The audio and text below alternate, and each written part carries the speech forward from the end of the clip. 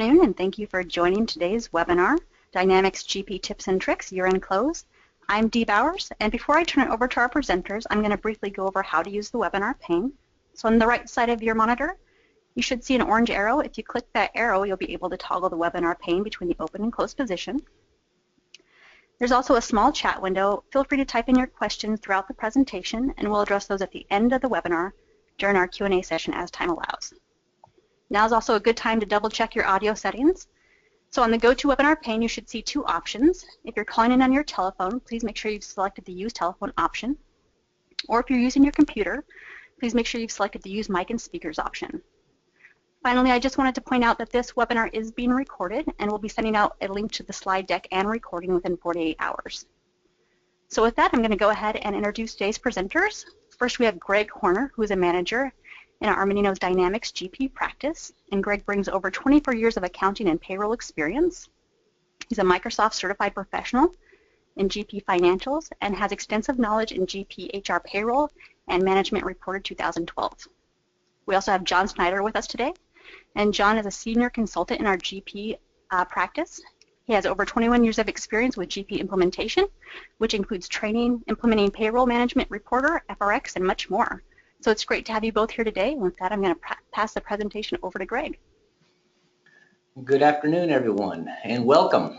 I hope everyone's doing well and getting ready for the holiday season. But with getting ready for the holiday season, you have to get ready for closing your books. And we're going to be looking at some of the items that probably should be addressing in closing GP.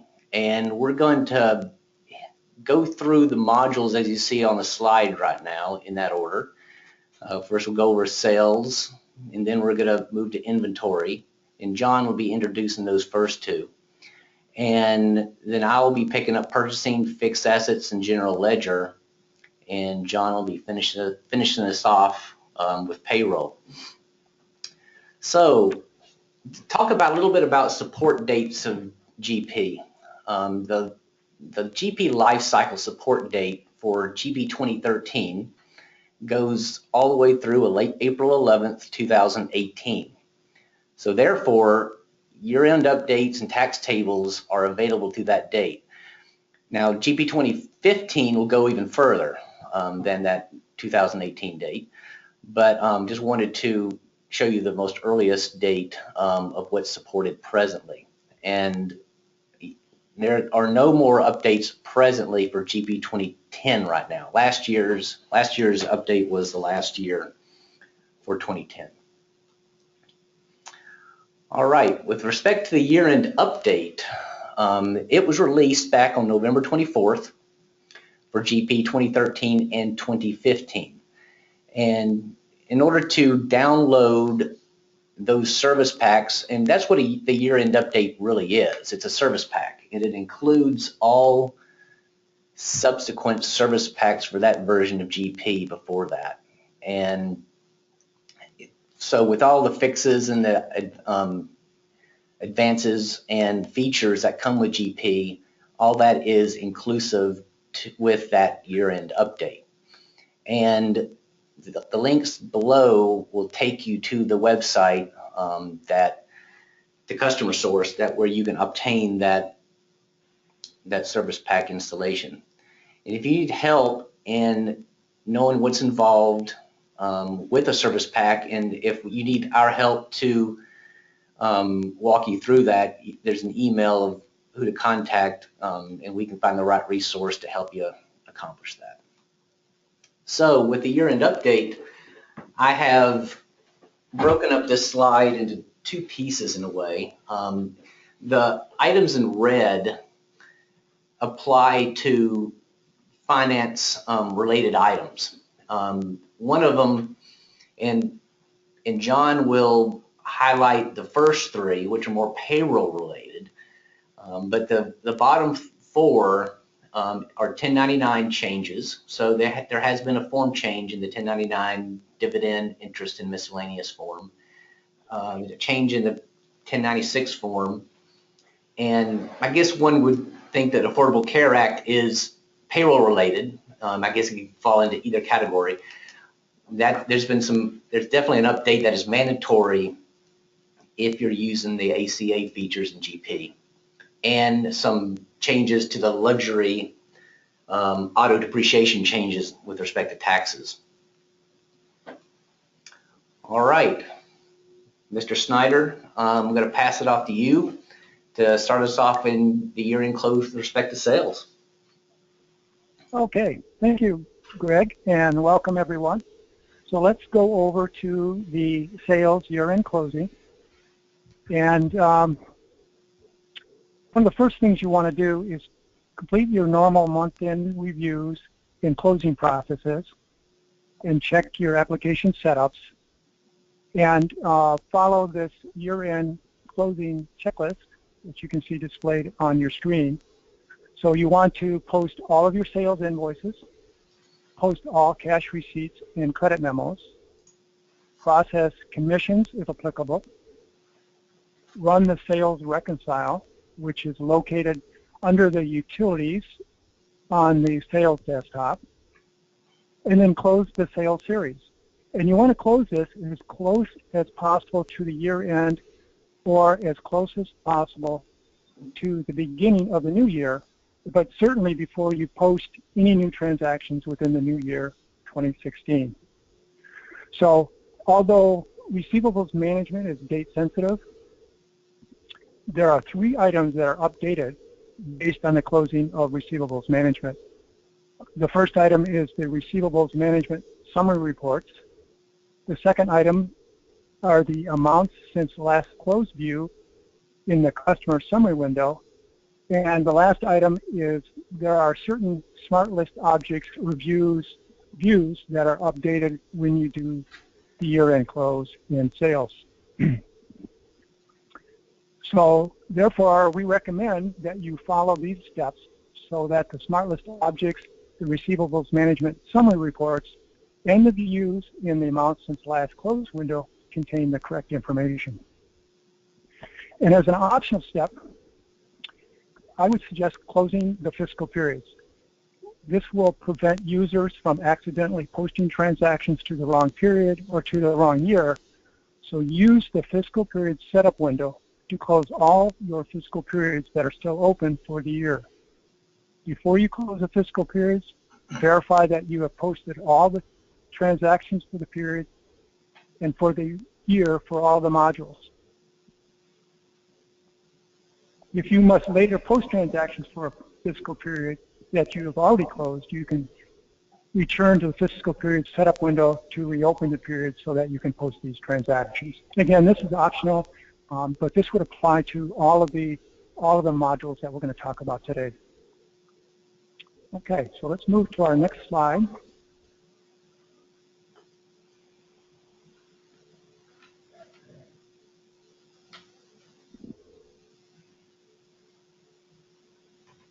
And here I'm showing you a window of the customer class setup. And I want to make sure that you understand the balance type and that we're maintaining history. So 2 important areas here that I've highlighted in red is to maintain the history. We have the 4 checkboxes here at the bottom of the screen, as well as your balance type. So since this is in the customer class setup window, this information will roll down to the individual customers in the customer maintenance window if anything has changed here. Right? Very important to make sure that the 4 checkboxes at the bottom are checked off. So our next window, our next slide here, is the actual customer maintenance window itself. And on the window on the left, if you click the options button, that will take you to the options maintenance window, where on the individual customer, you want to verify that the maintain history, the checkboxes, the 4 checkboxes are checked off, as well as the balance type. So since we have set the classes correctly, the customer card should already be set to maintain history located under the customer maintenance options. Now here's a hint. You can create a smart list if you want to analyze your data prior to the close. So you can quickly compile a smart list report to validate all this information and then you can certainly drill back from that smart list to these particular windows to make your settings. And this would apply to all the applications we're going to talk about today as far as using smart list reports to validate your information prior to closing. So let's move to our next slide.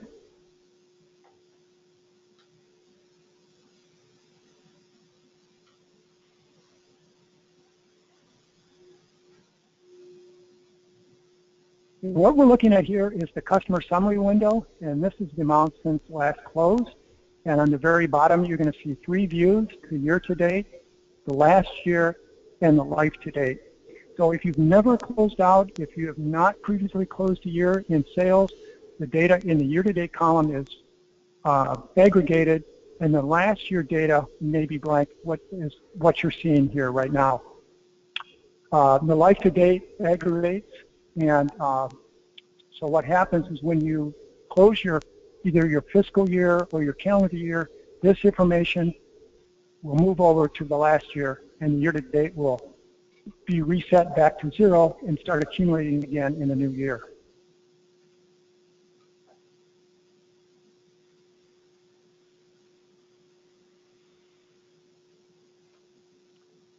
And again, this is another view of the customer summary window, and you can see after the close in our three views at the bottom how the information has moved over to the last year column and populated that column. So the summary information is reset during the close. The last year to date and the year to date is moved and restarts the statistics after the sales year-end close. Also, within this window, you can change the information. So the values in the last year and the life to date, they can be maintained in this window as well.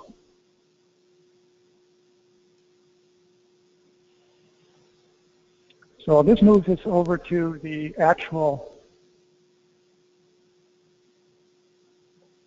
year-end close window. So you're going to navigate from sales on the navigation pane to routines to year-end close, and this is the window that you'll see. And when you first go in, it's going to show you your last closing date. Now, since I've never closed this particular application, it's going to show zeros down here. But as soon as you close, it's going to populate it with either your fiscal year-end date or your calendar year-end date. So what you want to do is click the radio button to the left of calendar, and then you're going to select the process icon on the ribbon on the upper left, the year there. When you click that, that will process your year-end. Now here's a hint. I would recommend not printing the year-end closing report, but saving it as a text file because of the amount of paper that it may consume. If the report is printed, make sure you have plenty of paper on hand because there's only 6 customers that will show up on a page. So I would highly recommend that the destination be a text file. Keep in mind that this is an informational report. It's not a posting report, so it's not one of those critical must-have reports.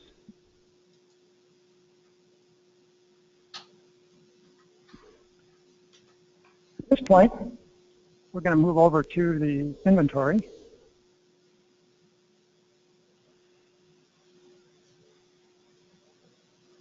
And next we will talk about inventory. So inventory is integrated with sales and purchasing. So make sure that all of your purchasing and sales or your POP and SOP related transactions are posted. And you can use the series and the master post windows to verify whether there's batches out there that need to be processed prior to your year end. So again, we want to do this as close to the year end as possible. So in this window, we're looking at our inventory year-end closing checklist. So you'll want to go through and post all of your sales invoices. You want to post your purchase receipts, and then post your inventory transactions. So you're going to go to 3 different places to make sure that all of these transactions are posted. You're going to run your inventory reconcile utility, which again is located under the utility window on your inventory desktop. After taking your physical inventory, you'll want to post your adjustments. You'll want to check your item settings to maintain history. So very similar to what we just discussed under sales, is we want to make sure that the maintain history checkboxes are checked. And then we recommend running reports, the stock status, the purchase receipts, and the turnover report. At that point, you're ready to run the year-end inventory close. And again, another optional step is you can close the fiscal periods for the inventory series. So we recommend that you close the inventory module before you post sales and purchase transactions in the new year, 2016, because if you don't, the item's history numbers will not be accurate, and also the inventory turnover report may not be accurate because the items beginning quantities for the year will not be accurate. So again, the year-end close must be done before any transactions for the new year are posted. So here's a tip. If you want to enter future period transactions before closing the year, simply create a batch that has the new transactions. However, don't post this batch until after the year-end has been closed. As already mentioned, year-end closing for this module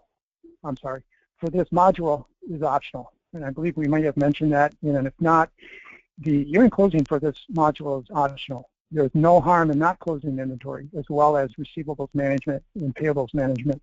However, the real benefit is in the inquiry windows and the SmartList reports for the period and yearly summaries. In summary, the fields that are updated during the year-end closing are mainly used in reports for the quantity summaries.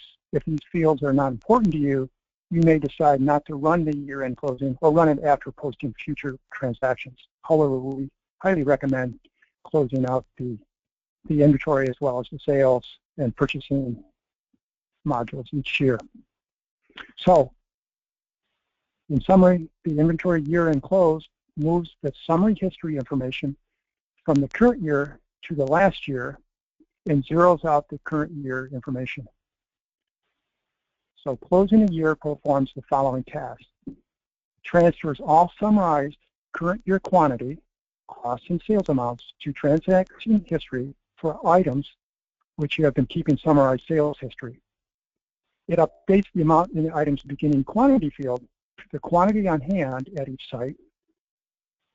It zeroes out the quantity sold field in the item quantities maintenance window for each site. Removes purchase receipts and cost change history for items that have been completely sold. Removes any discontinued items from the item records that have been completely sold. Removes any lot attributes from the records of lot number items that have been completely sold. And updates the standard cost for each item to the current cost if you use either the FIFO or LIFO periodic valuation methods. Okay, so that said, let's move up to our next slide here.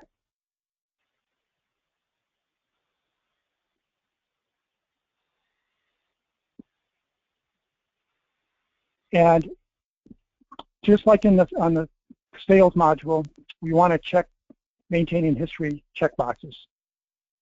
So in the lower right-hand corner here where we have it highlighted, we want to make sure we have these checked. We're looking at the item class setting window. This information will roll down to the item master, to the individual items in the item master window. And our next slide illustrates this. You can see in the window on the left, this is the item maintenance window for an individual item. If we click on the options button, that takes us to the item maintenance option window where we can verify that the 4 checkboxes are checked off. And again, feel free to use your SmartList to quickly validate your information. So let's move down to our next slide, and this is our actual closing.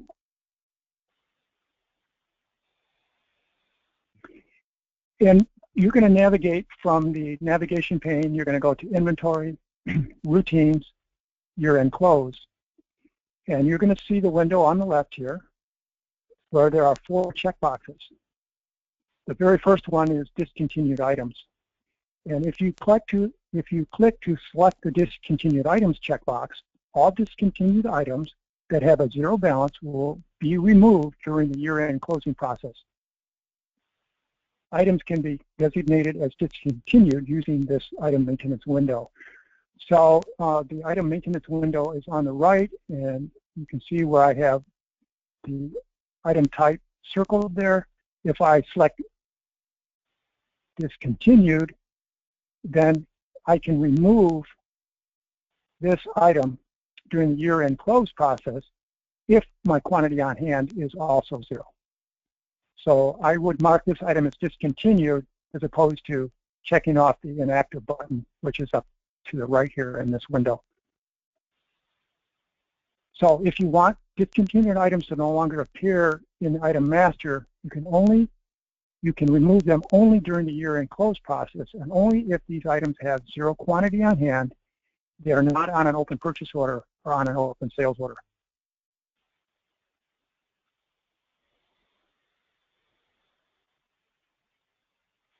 So moving to our next slide is we're going to discuss sold receipts and cost change history prior to.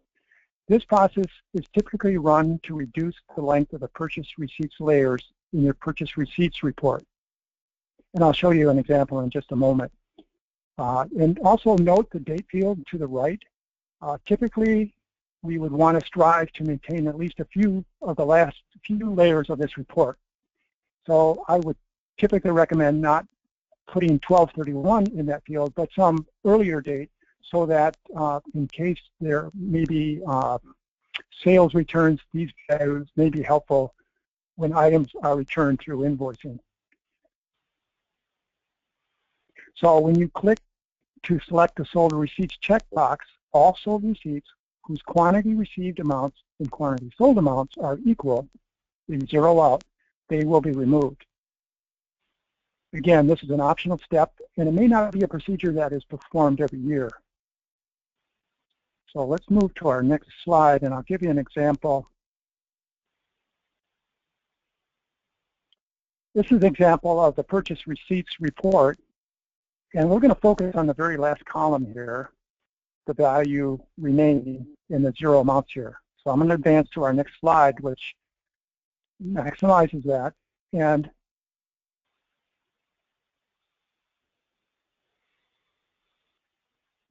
you can see the layers with a 0 remaining can be removed during the year-end close process. And as you can see on this particular report, this might be a 24-page report, and by removing the 0 values there, we can cut down on the length of this report.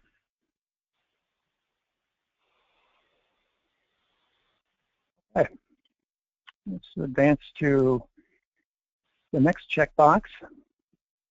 So again, we're looking at the inventory year-end close window, and we're going to discuss the item standard cost.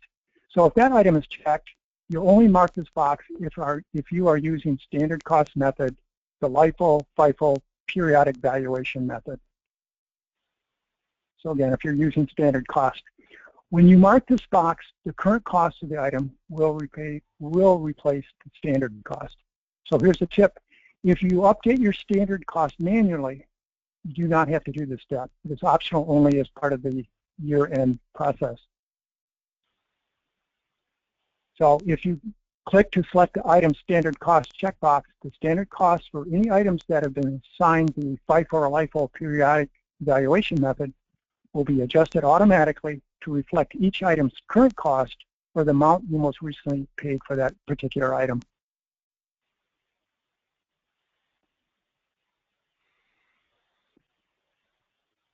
In our next slide, just wanted to illustrate the item maintenance window here, and you can see on the left that my valuation method is LIFO periodic indicating that I'm using the standard cost, and the current cost on the left here is what will update the standard cost. So current cost will replace the standard cost.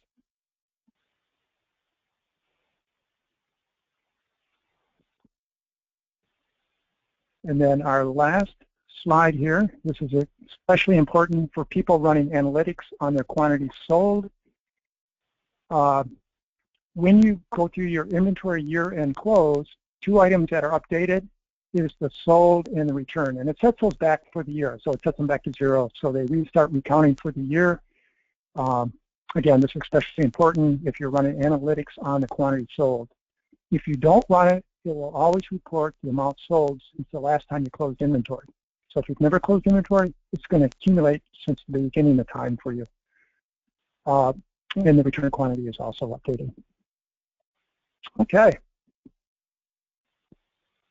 Let's move up to purchasing. At this point, I'd like to hand it back to Greg, who will continue with the year-end closing process for purchasing. All right, thanks, John. You're welcome. All right. So with respect to purchasing, here are some of the items that one would address. One is ensure that your tax ID numbers are correct for your 1099 vendors. A lot of the things that we're going to be looking at for year-end close revolve around the 1099 process. So that's kind of one of the key items. First of all, I mean, when it comes down to year-end close, some of the things are somewhat obvious. You want to post all your payables invoices, post all your payments. If there's any applicable voids that you need to do, you would need to do those as well. There's also a reconcile utility in the purchasing series. The reconcile utility, what its primary purpose is it goes in and it looks at all the detailed transactions throughout your system and makes sure that summary tables or the summary views within GP are updated. So when you go and look at a vendor, for example, and you wanted to look at its history or how many payables it had in a given year or in the life of that vendor, it's actually a separate table that's being updated from the actual transactions themselves. So the reconcile utility goes through and tries to make sure those 2 tables are in sync. And then finally is the closing of the purchasing series itself. And John touched on it himself earlier when he was talking about sales. There are amount since last close windows, and you want to do the close right at the year end so that those tables are updated appropriately. Now, it is an optional event. I do have customers that do not actually close their purchasing series. It does not affect your 1099s at all. So you can still have correct 1099 reporting and not actually close the series. But I'm going to be focusing mostly on 1099s. So one of the things you want to look at are the settings within each of your vendors. Now, here's a screenshot of a vendor class. And obviously the class is not the vendor card itself, but it's applicable every time you add a new vendor and you assign a class to it, it'll assume these settings. And more likely than not, your maintain history checkboxes will be checked. If they're not, you probably have noticed a problem already, but the check marks would be checked for each vendor. And on the tax type on the right, it's selected in this example as miscellaneous. Now, when you assign when you assign a class ID to a vendor, it defaults to box 7, non-employee compensation. But on the class ID, it just says tax type of miscellaneous. The other 2 options there are dividend and interest. So once a vendor would be assigned a particular class, as you can see, it assumes it assumes the attributes of that class. And here on the vendor card itself is when you would actually assign which box that vendor is defaulting to. Now, just because this is kind of separate from year end, just because you set a just because you set a 1099 box number there, doesn't mean that when you're entering transactions, you can still change that box on the fly for a particular vendor if need be. Okay, so at year end, these are the two windows that you want to be, that you may be looking at to make sure that your 1099 details are correct. The box on the right is a box that's been with GP for quite a while. It's a box that you can actually go into. If you select the radio button of month, you can go in and you can type in a number, like on row 7, for example, non-employee compensation. You could put a number in there for the month of April in this example, and it would just increase the amount that you would see on your 1099 form. That was one way that you could edit your 1099 information without having to go back and trying to change records in the back end. However, with GP 2013 and later, the window on the left, Edit 1099 Transaction Information, was introduced. So you can actually go into the actual transactions and change them or reclassify them into different classifications and change the amount on a transaction level. I think this is very helpful and actually a lot cleaner, because then you have a trail for future use instead of just kind of pushing a number into it like you would on the window on the right. So in order for a vendor to even show up on that left window, you need to make sure that that vendor is classified as a 1099 vendor. Once you classify them as a 1099 vendor, then it would pull in the transactions where you could actually change them. So one of the other things that you would need to do, obviously, is to make sure that your tax ID number is showing up in your company card. And this is a number that will be populating in your 1099 form itself. So then when it comes to print your 1099s, you're presented with this window. And there's two print buttons up there.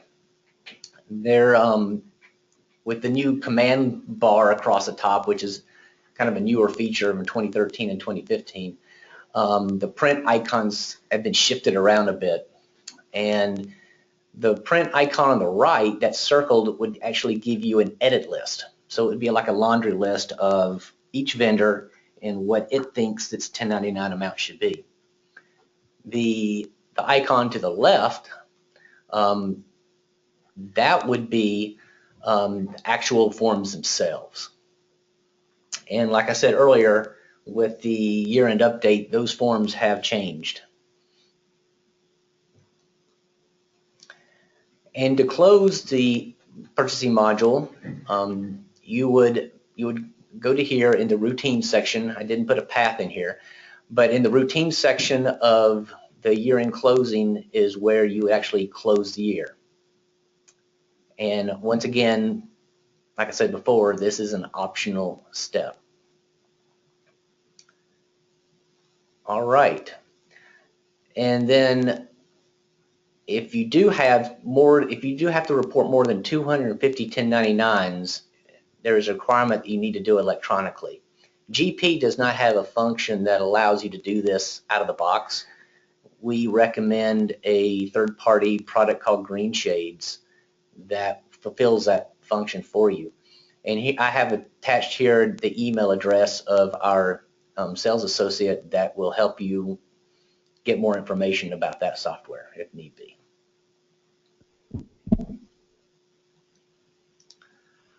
All right, now we would look into fixed assets. So the things that you need to address during the fixed asset portion is to complete all the month-end processes and print the reports. Well, the month-end process basically involves making sure that you've included all your fixed assets for the year that are probably in your AP accounts payable queue. Make sure they're added. Any assets that have been disposed of, make sure that you retire them appropriately. Running your depreciation, things of that nature. So the reports that we recommend printing out are the ones listed here on this slide. There are annual activity, additions, retirements, transfers, depreciation ledger, property ledger, and the fixed assets to general ledger reconciliation. In the past, prior to GP 2013, the reports, if you ran these reports and then closed the year, you could still run the reports, but a key value was missing, and that is year-to-date depreciation. Because when you close a year, it basically zeroes out your year-to-date depreciation and starts it over for the next year. However, with the newer versions of 2013 and 2015, you can actually go back and run these reports as of an historical date, which is really nice. That was a big improvement when they came out with that feature in 2013. So even though we do recommend you print the reports just from a close month-end practice, however, you can reprint them properly in GP 2013 and 2015 going forward. It's just our habit of talking about it because we lived so long without being able to print those reports after the fact.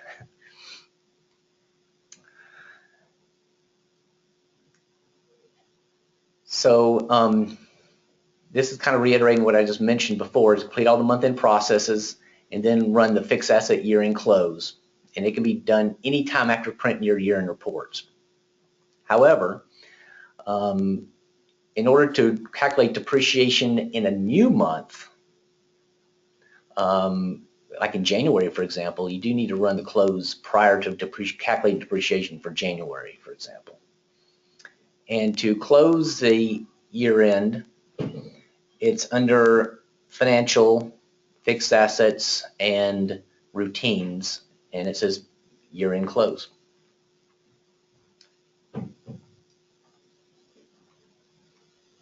And what happens when you do your year-end close, there's only one thing that really changes on this window, where I have circled $23.80 there as a year-to-date depreciation. That just goes to zero, and then you start over the year again. Life-to-date depreciation obviously keeps on going, but the year-to-date depreciation field goes to zero. And the other thing that changes, if you go into your book setup window, which is in the setup section of fixed assets, and the link is book, you would notice that your current fiscal year would be the year that you're currently in after you close. So, for example, if I closed year 2016, the current year obviously would be 2017. Okay, the general ledger. Some of the items that we need to be covering through this are obviously completing your month-end processes, making sure that you've done your reconciliations. You want to print your financial statements, and this can be done in Management Reporter as well, or FRX. You want to create your new fiscal year. You want to check your retained earnings account in the setup window to make sure that you're going to be hitting the correct retained earnings window when you close your profit and loss amounts. We also recommend running the financial reconcile utility and check available disk space. So there's a table in GP called the GL 20,000 table, and there's a certain size to it.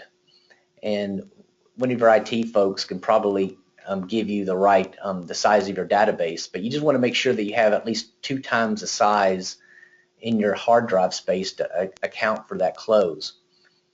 99% of the time, if your GP is working properly, you're not going to have a problem with that, because you have a lot of other tables that have a certain size to them as well. But it is something that can cause a problem if you don't have enough hard drive space. You want to verify your account posting types. You want to make up a backup, and then you want to run the year end and print the closing journal entry. And we'll just go through these items real quick here. So to do this, to validate your setup window, this is the window that you want to make sure is pointing to the correct GL account. And to those who have a that close to multiple GL accounts, normally you would have that box checked, closed to divisional account segments. You want to make sure that you have a retained earnings account for every segment that you're addressing in that divisional segment setup. So if I had 10 divisions, for example, and let's say that first segment, went 010, 020, 030, 040, and so on, you want to make sure that you have a retained earnings account for every one of those. You also want to make sure that your maintain history checkboxes are checked for accounts and transactions. And I just wanted to also call out the post into history checkbox there. The checkbox basically allows a user to post to an historical year. And you don't need it checked or unchecked to do the year-end close, but it's something I just wanted to point out to you. That allows someone to go into 1 year back and post to an historical year. So once you close your year, and you don't want anyone going in there and accidentally posting to something that posting a journal entry in that previous year, it's always a good idea to uncheck that box. You can always go in and check it to make a journal entry and then come back in here and uncheck it again. But it's just a good control to be cognizant of when you're doing your closing process and then doing subsequent journal entries. You also want to make sure that all your GL accounts are classified correctly. Make sure your balance sheet accounts are balance sheet accounts. Make sure your profit and loss accounts are profit and loss accounts. We get at least 10 support cases each year of an account being misclassified and then having to go in and fix that problem. So that's one thing that is pretty easy to check, and it's a quick thing to do. And we sometimes build a smart list to help us catch those things. Here is a search on a search criteria for a smart list on the GL accounts, and as you can see, I picked anything greater than 3999, which would be a P&L account, and then the posting type is balance sheet. If that smart list returned any results, then that's a good sign that I need to look at the setting of that GL account. And then for the unit accounts, every unit account is treated as a balance sheet by default. So the balance will not zero out. However, there is a checkbox that you can select on the unit account that clears that balance at year end and treats it more like a profit and loss statement, profit and loss GL account.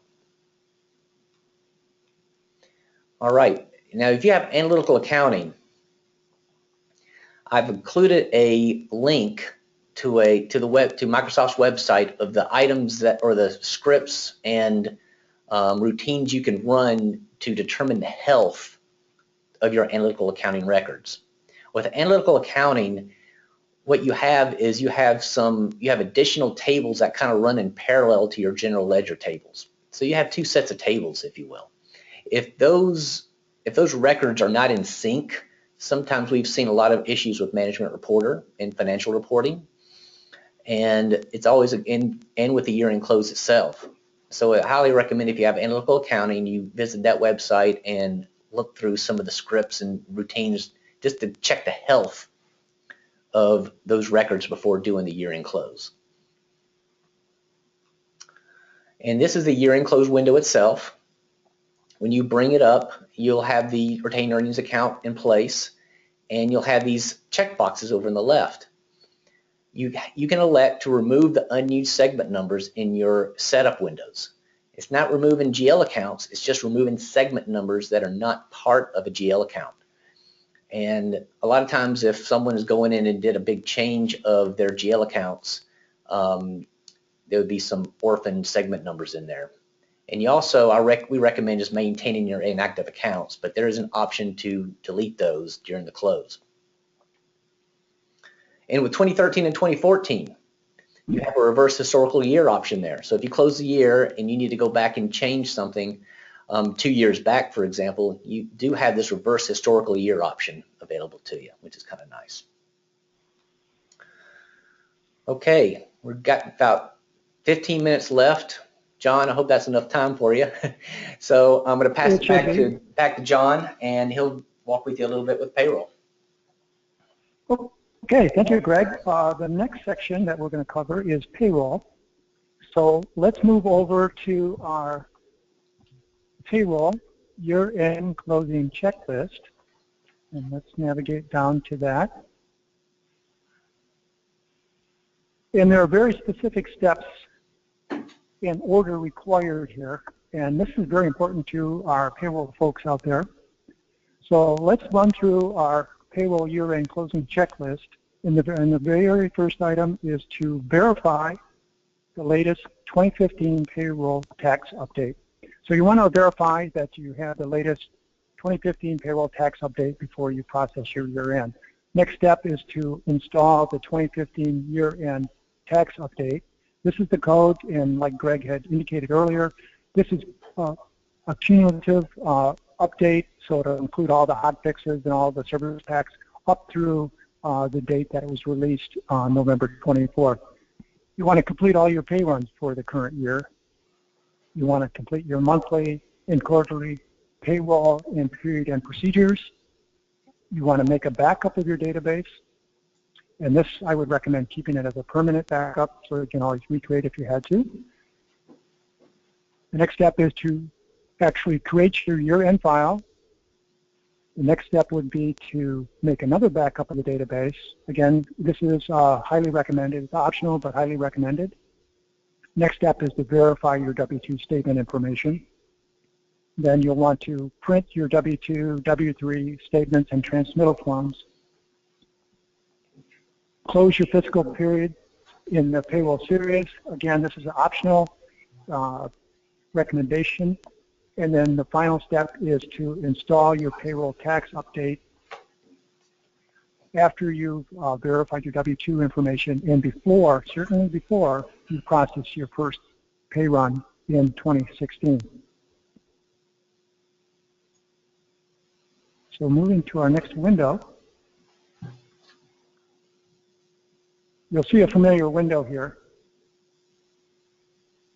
And the Microsoft Dynamics GP 2015 year-end update was released last November 24th. To obtain the year-end update, log into Customer Source, search for Microsoft Dynamics GP 2015 year-end update, or you can use the link. There's a hyperlink in the slide deck that we'll send you after our webinar, and that'll take you right to the site to obtain that file.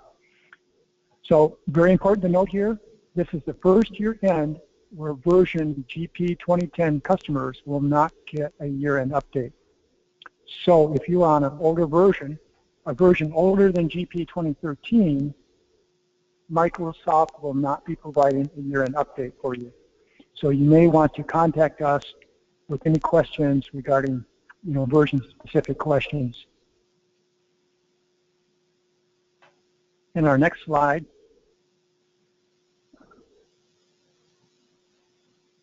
I just wanted to highlight again, just to reiterate what we've talked about before, the changes and the non-changes in the payroll-related update.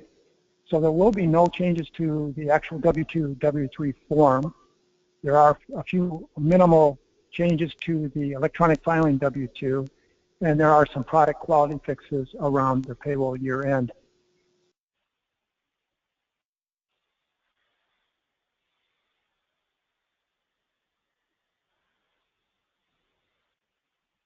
So how do we check for the latest tax update? You'll want to navigate from the administration to system to payroll tax. So from the navigation window, you're going to click on the administration button, go to system, payroll tax, and then you're going to check the last code update. And it should return a value, some recent value in 2015. So in the window or the slide that we're looking at, the date is 8/27/2015, which indicates to me that the latest tax tables are out there for 2015. So note, when you process the 2015 year-end wage file, make sure that, that you have a 2015 tax update in place so that the correct FICA limit is used. You can install the payroll tax update for 2016 anytime after the year-end wage file for 2015 has been created, and certainly before you process a new pay run for 2016. So verify that you've installed the latest 2015 tax update, and you can download the latest tax table update and installation instructions for 2015 using your customer source link, and just search for tax regulatory updates. Our next steps would be to install the year-end application update. Then you'll want to complete all your pay runs for the year, and also remember to make a backup of your original file. So our next window is we're going to go to the actual closing window. So you're going to navigate from the navigation pane, HR payroll, to routines, to payroll, and you're going to select year-end closing. And all the steps we're going to show you today, except for one, are going to be located under the routines window on your payroll desktop. So in the window, you're going to type in 2015 where you see 2017, and you're going to select the process icon from the ribbon in the upper left-hand corner. So here's a tip. The year-end wage report can be recreated through the year-end closing window. So through this window, you can recreate the 2015 year-end wage file. At the prompt, you would delete the year-end records that already exist. You get a prompt, delete the year-end records that already exist. You say yes, then click the Create button at the next prompt. Now, I always highly recommend making a backup prior to running any of these processes so that you can always recover quickly. So, and I'll illustrate the point if you ever have to recreate your year-end wage file. So let's move to our next slide. And I want to just put a big caution up in using this. And this is the only window here that's located under utilities. And the big caution is that you have to be very careful here that the wrong year is not selected by mistake. You will not be able to recover a prior year if it's accidentally removed. In this window, you can remove your 2014, 2013, 2012, so on, year-end payroll files. So you got to be very careful with this window. Now, you can remove your current year here and then go back to the year-end window and recreate. But I would, unless you have some really old data that you want to remove, I would typically recommend not using this window.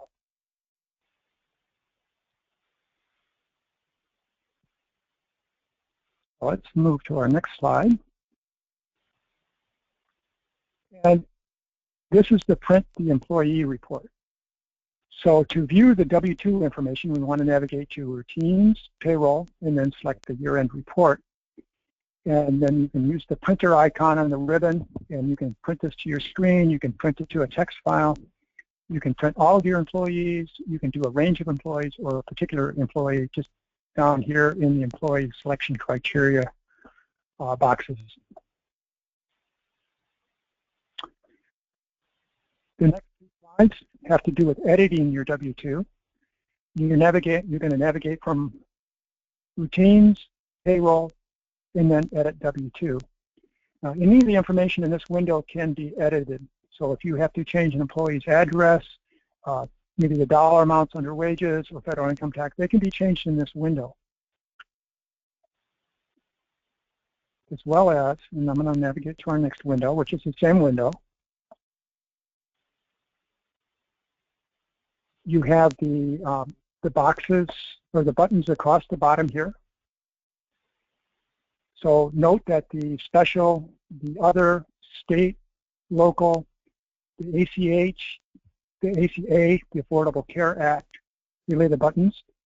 You can edit wages for state and local taxes. The 401k classification would be found in the other section. But very important that changes in this window do not affect your live payroll data. So note that changes made to the employee maintenance card after the year-end wage file has been created will not roll down and update this window. If employee master file information has changed, either recreate the year-end file or update the information in both places.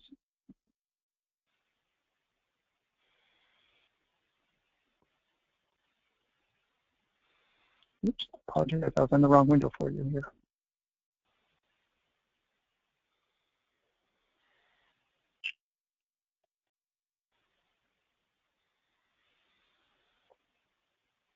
In our next slide, you can print employee W-2 statements as many times as you have to. Printing the 1099 forms follows the same process, and you can print these as many times as you wish as well. So 2 items, though, I want to point out on the Print W-2 window. You're going to navigate to that, Routines, Payroll, select Print W-2s. The first box I have circled at the top here, this box allows you to view an active employee W-2 information prior to closing the year.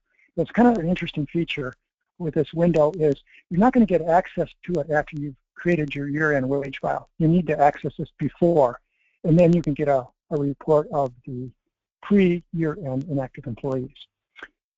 The second item I have circled here, the validation report, is very important. And running a validation report is very helpful in determining if records have an address that is too long, for example, or a social security number that appears to be invalid.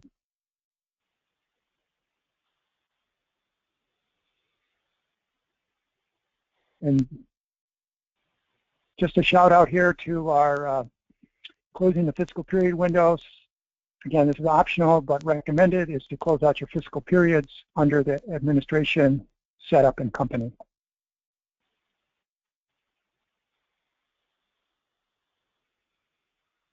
Okay. So to install the payroll tax update for 2016, and note you back up here. Do not install the payroll tax update 2016 until the year-end file has been created for 2015. So to install the payroll tax update for 2016, follow these steps. You're going to navigate to Microsoft Dynamics GP on the ribbon on the top of your desktop. Navigate to Maintenance, US Payroll Updates, and then select Check for Tax Updates. In the Tax Update window, select Automatic. There's a radio button there you're going to select, and then select Next. In the Authorization Number window, type your authorization number, and then select Login. You can obtain your authorization number through Customer Source, or you can certainly contact. We can assist you with that as well. So here's a tip on this window, and I'm going to navigate actually so you can see the actual windows. If an error message is received when you're attempting to update the payroll tax file, I would log out of GP. Prior to relaunching GP, right-click on GP and run as administrator, and then you will receive that error message. So again, if an error message is received when you're doing this update, just log out of GP, right-click on the GP icon, run as administrator, and the issue should be resolved.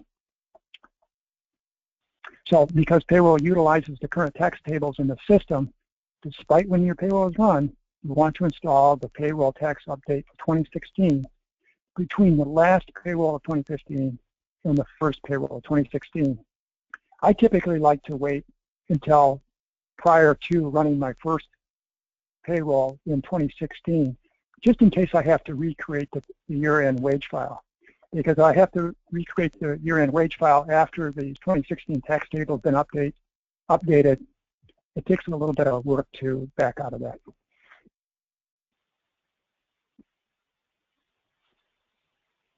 Move into our next slide.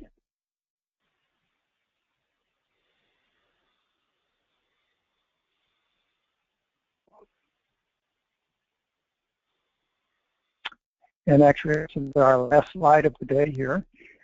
So this has to do with our W-2 electronic filing. So to create the electronic file, you're going to navigate from Routines to Payroll, and then select W-2 electronic filing. So employers filing 250 or more forms W-2 must file electronically.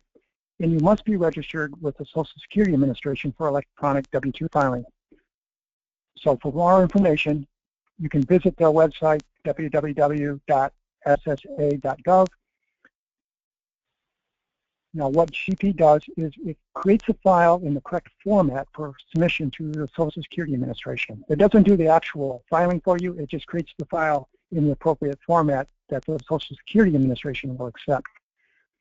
So your steps here is to, in the W-2 electronic file window, click to select the checkbox that is next to each company that you want to include in your W-2 electronic file.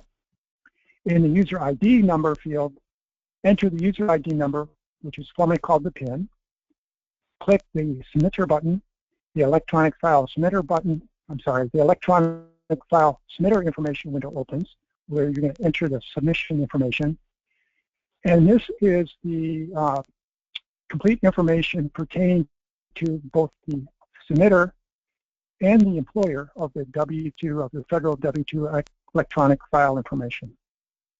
The next step then is just to change the file designation, and you can see right here, or just note where that file is going to be saved for you.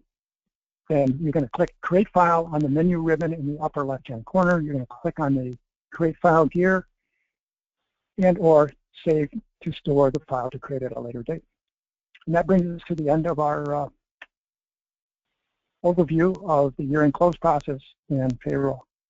At this point, what questions do you have? It looks like this is Dee. We've had a couple questions come in through the chat window, so we're up against time. We'll answer just a few of them, and then if your question doesn't get answered, we'll be responding to you offline with the answer to your question. So, Greg and John, if you just want to take a quick look and maybe get some of the top questions answered there. Yeah. Sure, I can answer the first question. Okay.